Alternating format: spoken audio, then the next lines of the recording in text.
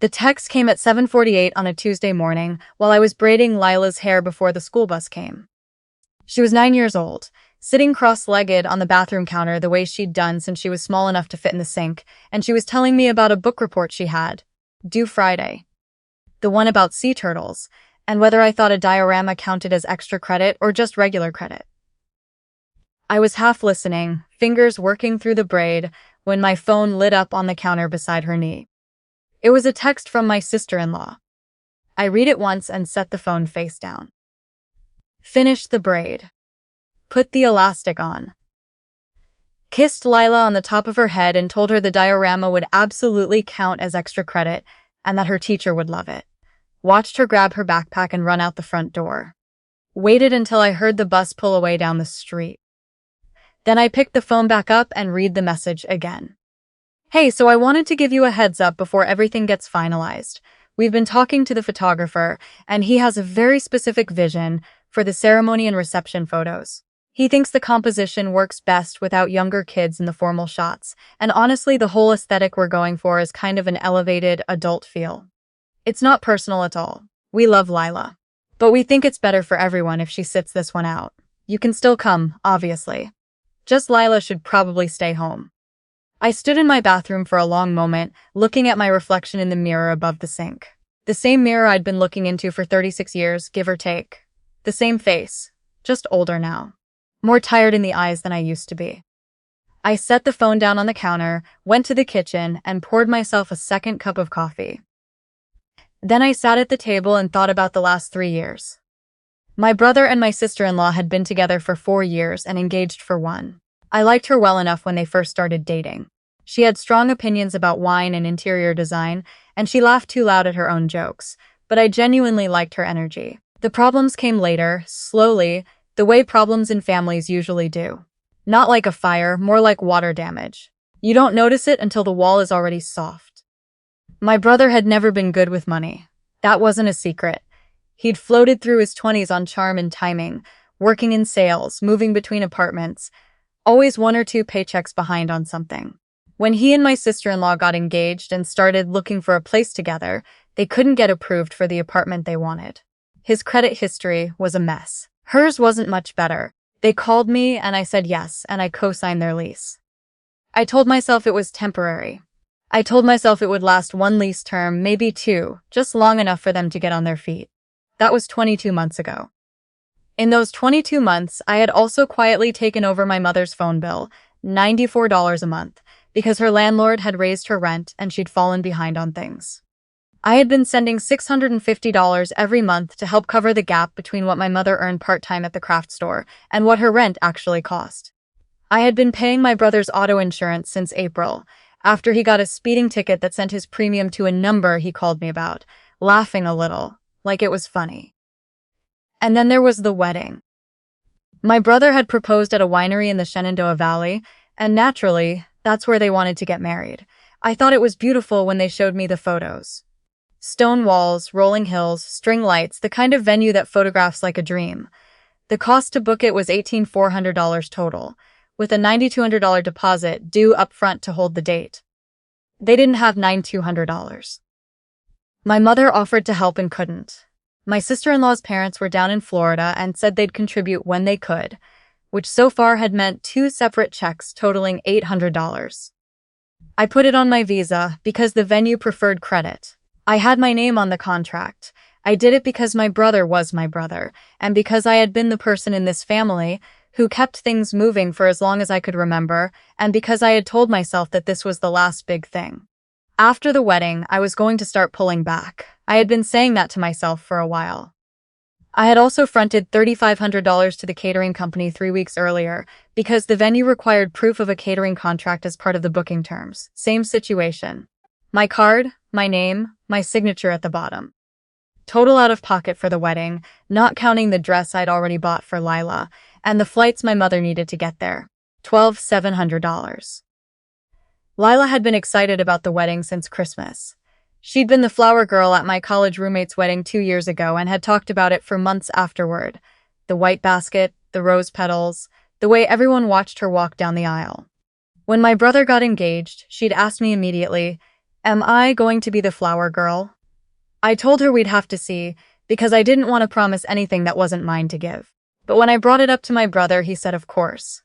Of course Lila would be part of it. She was family.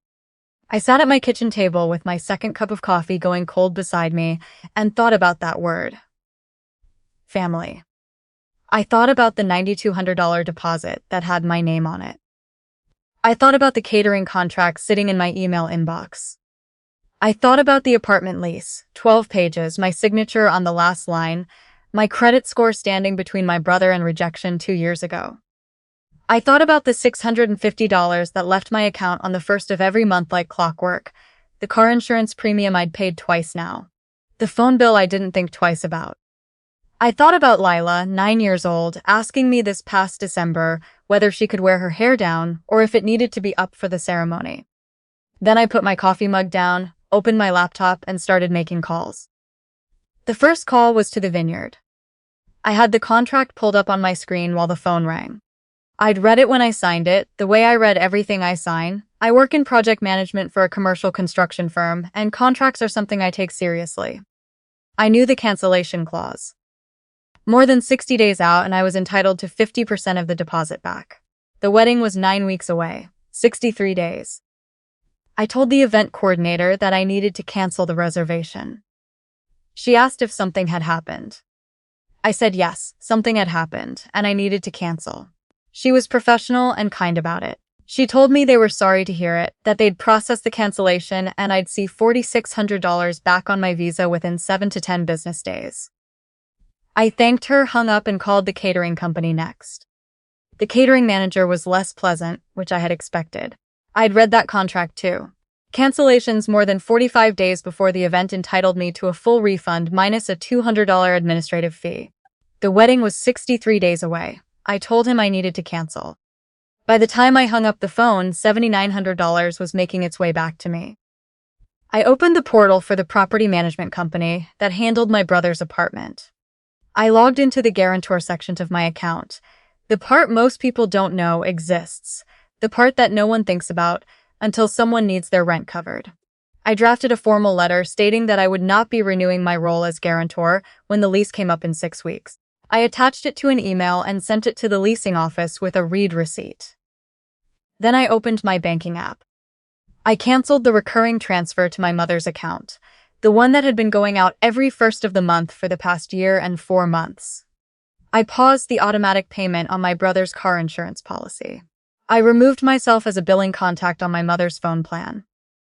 I did all of this in the time it took to finish my coffee. The house was very quiet. The kind of quiet that only exists when your kid is at school and there's no one demanding anything from you, no background noise of someone else's needs filling up the space. I sat in it for a moment. Then I opened a new tab and started looking at beach rentals. I found an Airbnb on the Outer Banks. A small house with a screened porch and a view of the water, 3 bedrooms that we didn't need but that I appreciated anyway. It was available for 11 days starting Saturday. I booked it. Then I called the school to let them know Lila would be out for a stretch. We had a family trip planned, I said, and she had already finished her sea turtle report, so the timing was fine. That afternoon I picked her up instead of letting her take the bus. She climbed into the back seat and immediately started talking about whether the diorama needed a background, or if she could just use the inside of the box. I told her to add a background, blue construction paper for the ocean. She decided she'd add glitter. That night, after dinner, I told her we were going on an adventure.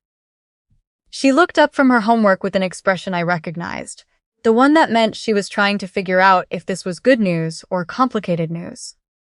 I told her it was the good kind. I told her we were going to the beach for almost 2 weeks, just the 2 of us, and that we'd be leaving Saturday morning. She screamed, actually screamed. Then she ran to her room to start making a list of what to pack. I sat at the kitchen table with my phone in my hand and finally texted my brother, not my sister-in-law, my brother. I told him I'd gotten the message, that I needed some time to process, and that I'd be in touch when I was ready. He called immediately. I let it go to voicemail. I turned the phone off at 10 that night, packed 2 suitcases and set an alarm for 6. We left before sunrise. Leela slept most of the drive, wrapped in the blanket she'd brought from her bed, her shoes still untied from when she'd pushed them on half asleep in the driveway. I drove with the radio low and the windows cracked just enough to feel the air change as we moved further east, the smell of it shifting from highway exhaust to something saltier and wide open. We got to the house at noon. The key was in a lockbox by the front door, and when I opened it and Lila stepped inside and saw the screened porch with the ocean right there, filling up the whole horizon, she went completely still for a second. Then, Mom, look. I looked. The water was greenish blue, and the sky was enormous, and the only sound was wind and birds and the kind of waves that don't crash so much as they roll in and pull back, over and over like breathing. I know, I said. Those 11 days, I kept my phone in my purse and didn't check it unless I needed directions or a weather update. Lila built things in the sand every morning. Elaborate constructions she named and photographed, and then watched the tide take at dusk, which she found philosophical in a way that made me love her completely. We ate shrimp tacos at a place with picnic tables on the dock. We rented bikes one afternoon, and she outpaced me for half a mile before I caught up. We watched old movies in the evening with the porch door open and the sound of the water underneath the dialogue. I didn't think about the vineyard or the catering company or the apartment lease. I thought about her. Mostly. About what she deserved. About what I had been quietly negotiating away for years, little pieces of us, offered up without being asked, to keep other people comfortable in their lives. On the 9th night, I finally turned my phone back on. It took a full minute to load all the notifications. 81 missed calls. I looked at that number for a long time. 47 from my brother, 16 from my mother, 11 from my sister-in-law. 7 from numbers I didn't recognize. I would later find out those were my sister-in-law's parents calling from Florida. The voicemails numbered 26. The texts went on for what felt like scrolling through a different life. I sat on the porch with the door open and Lila already asleep inside, and I read through them slowly. The way you approach something you know is going to be loud even in silence. My brother's first messages were confused. Hey, the vineyard called us. Something about a cancellation? Can you call me? Then more urgent. Fiona, what's going on? Please just call me. Then angry, then desperate, then somewhere around voicemail 14. Something quieter. I don't understand any of this. Please talk to me. My sister-in-law's texts were a different register entirely. The first one was bewildered. The ones after that were accusations stacked on top of each other. The last one, sent 4 days ago, said, "You have destroyed something that cannot be fixed. I hope you know that." My mother's messages were mostly worry, a few were guilt. One, sent on day 5, said simply, "I tried to reach you. I love you. Please call." I put the phone down on my knee and looked at the water. Then I called my mother. She picked up on the second ring. She said my name the way mothers do when they've been scared. Not angry, not accusatory. Just scared. I told her I was fine. I told her Lila was fine. I told her we were at the beach and coming home in 2 days. She started to cry, the quiet kind, and said she hadn't understood what happened. She said she'd known something was wrong when the vineyard called my brother directly. Because they couldn't reach the cardholder, which was me, to confirm the cancellation. She said he hadn't believed it at first. She said the catering company had called the very next morning. I asked her what my sister-in-law had done after that. There was a long pause.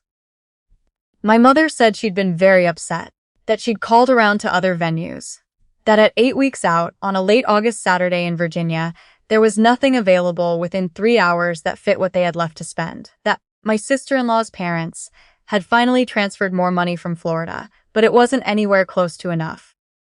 I told my mother I understood. She was quiet and then she asked me why. Not accusing, not performing, genuinely. "Fiona, why?" I told her about the text. I read it to her, word for word from memory. I'd read it enough times that it had become permanent. The whole aesthetic we're going for is kind of elevated adult feel. Lila should probably stay home. My mother was silent for a long time. I told her I had one question, and I needed her to answer it honestly. I asked whether she thought Lila was part of this family. She said of course she was, of course. I said then someone should have told that to my sister-in-law before she sent that text. Because what she communicated to me, clearly in writing, at 7:48 in the morning, was that my daughter's presence was an aesthetic problem. That how Lila looked in photographs was more important than whether she felt like she belonged. that I could attend, no problem, but the child I am raising alone should stay home. My mother didn't have an answer for that. I told her I loved her and that I'd call when we got back, and that I hoped she could understand why I needed those 11 days before I was ready to talk to anyone. I called my brother the next morning, while Lila was down at the water's edge. He was calmer than his voicemails had suggested. He'd had time to be furious and had moved through it into something more like exhaustion. He asked me how I could do it. Not shouting, not accusing. Just asked me straight. I told him that the venue contract had my name on it. The catering contract had my name on it. I had signed both documents and I was the one with the legal standing to cancel them, so I had. He said he knew that, and that wasn't really what he was asking. He was asking how I could do it to him. I told him that his fiancée had sent me a text message 3 days before I was due to make another installment on that contract, informing me that my daughter, the child who had a flower girl dress hanging in her closet and had already asked me twice what kind of basket she'd be carrying, was not welcome at the ceremony because she didn't fit the photography aesthetic. My brother was quiet. I asked if he had known about the text before she sent it. The pause lasted just long enough. He said no. I told him I believed him and that it didn't change much. He said she was going to want to talk to me. I said I was sure she was. She got on the line. Her voice had the quality of someone who had spent 9 days organizing her fury into something controlled and precise, something she could aim. She said what I had done was vindictive and disproportionate, and that I had destroyed the most important day of her life over a misunderstanding. I asked her what part was the misunderstanding. She said the text was poorly worded, that she hadn't meant it the way it sounded. I told her I had read it 11 times. I was confident in my understanding. She said she had not meant to exclude Lila from the family, only from certain formal photographs. I told her the text said Lila should stay home, not sit out of the formal shots, stay home. As in, not come. As in, my 9-year-old daughter, who had a dress, who had asked me twice about the flower basket, should not be there because her existence made the photographer's composition harder. Silence. I said, "You have been living in an apartment for 22 months on my credit score. My name is on your lease. I have been sending money every month to people in this family who didn't ask and never thanked anyone, because that is simply what I do.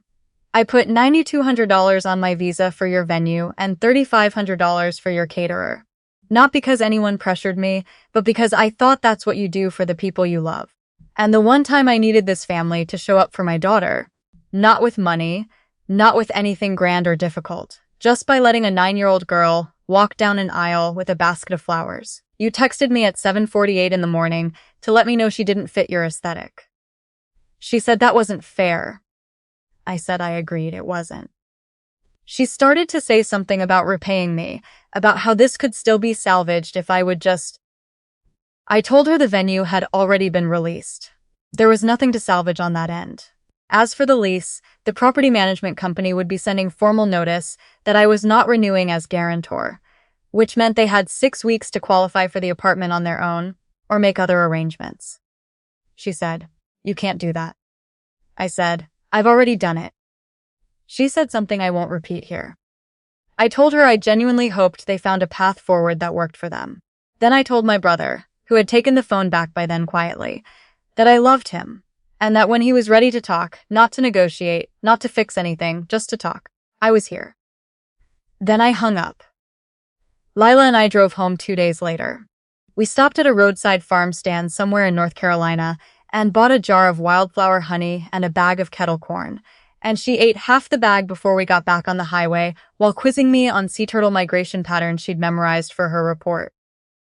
I got most of the answers wrong. She said that was okay, she'd teach me. The house felt different when we walked back in. Quieter in a way that had nothing to do with noise. I unloaded the suitcases, started laundry, defrosted something for dinner. Lila disappeared into her room to unpack and came out 10 minutes later holding a sand dollar she'd found in her sneaker, turning it over in her palm like it was something valuable. It probably was. That week, the $4,600 Vineyard refund posted to my visa. 3 days later, $3,300 came back from the catering company, full amount minus their administrative fee, exactly as the contract promised.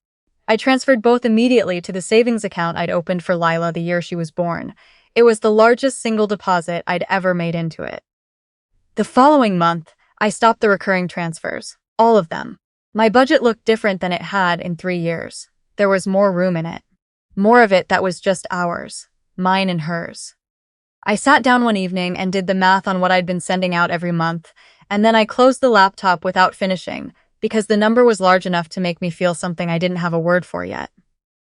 My mother and I still talk every Sunday.